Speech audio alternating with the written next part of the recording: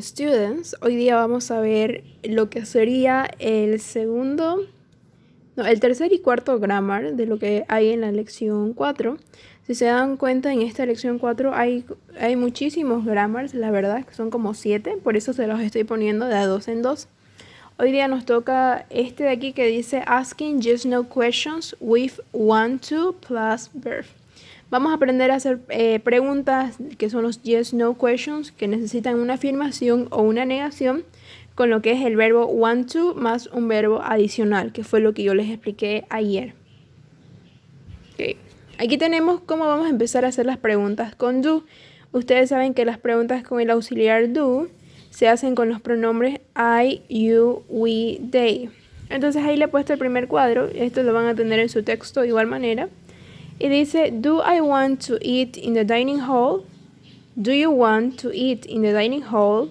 Do we want to eat in the dining hall? O do they want to eat in the dining hall? Entonces, si yo digo, do you want to eat in the dining hall?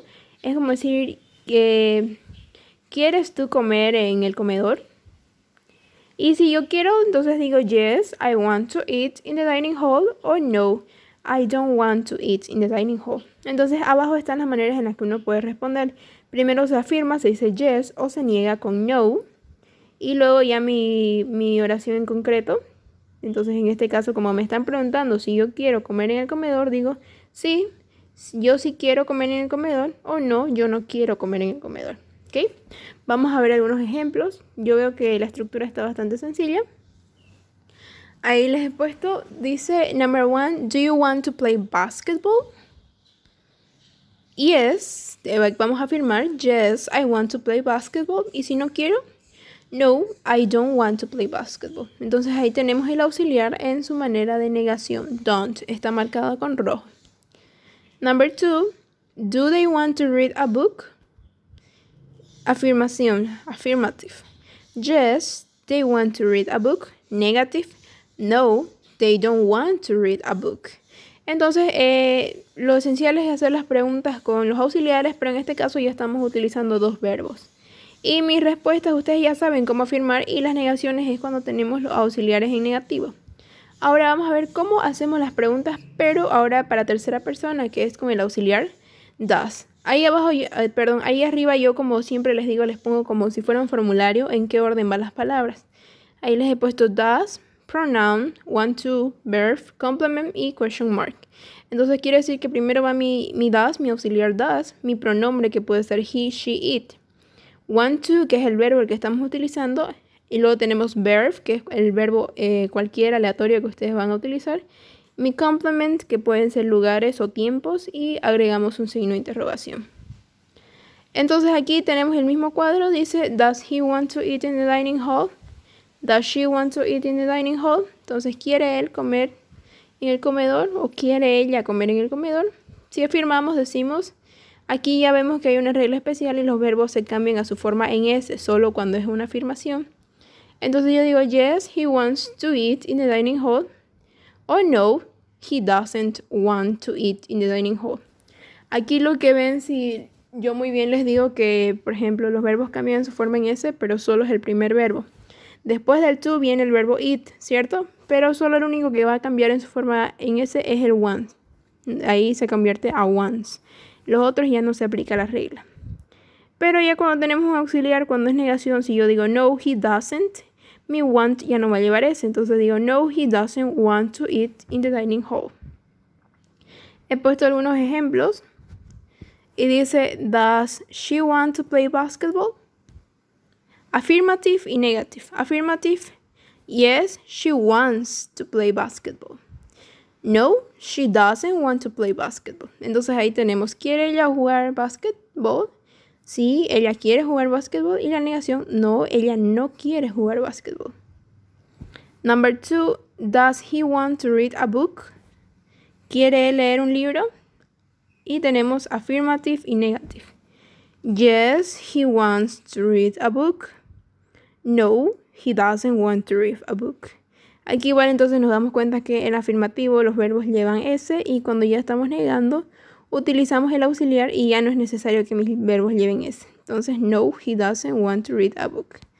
Entonces, si él sí quiere leer un libro, no, él no quiere leer un libro. Yo lo veo bastante sencillo, la verdad, solo es como, ya ustedes ya sabían anteriormente cómo hacer preguntas con el do y el das. En este caso ya solo utilizando como si fueran dos verbos en una misma pregunta, ¿ok? Aún así, si tienen dudas pueden consultarme y les voy a brindar un poco de homework sobre esto. Vamos al siguiente grammar. El siguiente grammar es hacer preguntas en pasado con el who. Ustedes saben que el who es para preguntar quién. Ya habíamos aprendido a hacer preguntas con who, pero en presente. Ahora vamos a hacer esas preguntas, pero en pasado. Ahí tengo una oración que dice, Frank was in England last year. Si esto yo quiero convertirlo en una pregunta con who, entonces lo que yo hago es que ya no voy a colocar mi nombre porque yo quiero saber quién. ¿Cuál es el nombre aquí? El sujeto es Frank. Entonces me dice que Frank estaba en Inglaterra el año pasado. ¿Cómo digo yo quién estaba en Inglaterra el año pasado? Sencillo. Who was in England last year? Entonces ya yo no puedo poner el sujeto en mi propia pregunta porque yo quiero saber quién. Vamos a ver algunos ejemplos. Number 1, who was in the school yesterday? ¿Quién estaba en la escuela ayer? The students were in the school yesterday. Cuando nosotros hacemos preguntas con who, siempre van a ir en manera singular. Todas mis preguntas con who son con el verbo was para hacerlas en pasado. Siempre. ¿Por qué? Porque existe una regla especial en inglés cuando nosotros vamos a preguntar sobre quién, se supone que no sabemos el monto de personas. Entonces siempre mis preguntas están de una manera singular. No existe la pregunta de who were. Nunca. Entonces todas mis preguntas en pasado son who was y mi complemento. Independientemente de que mi respuesta ya sea plural, como en este caso.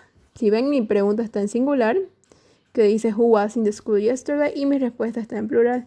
The students were in the school yesterday. Entonces esa era una regla que ustedes tienen que tomar muy en cuenta.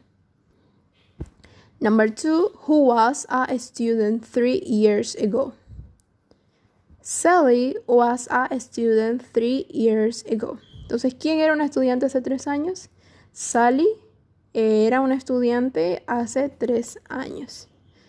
Vamos a ver otros ejemplos. Number 3, who was late to class last week? ¿Quién estaba tarde para la clase la anterior semana? George and Mia, o Maya, como quieran llamarlo. George and Maya were late to class last week. Entonces aquí lo mismo, mis preguntas siempre son en singular cuando preguntamos con who, aunque independientemente si mis respuestas son plurales. Number 4, who was in the library last night? Donna was in the library last night. Okay. Estos son unos cuantos de los ejemplos que he decidido ponerles para que se den cuenta de que independientemente si mis respuestas son singulares o plurales, mis preguntas con who siempre van a ir de manera singular, porque nosotros no sabemos la cantidad de personas, ¿ok? Entonces, es como si en inglés no existiera el quién, solo queremos saber quién, no es como en el español, ¿ok? Si aún así tienen dudas, aparte le voy a enviar un homework sobre estas dos, me consultan, no hay problema, yo siempre estoy para responder todas sus dudas y espero que hayan entendido. Okay? Thank you so much for your attention.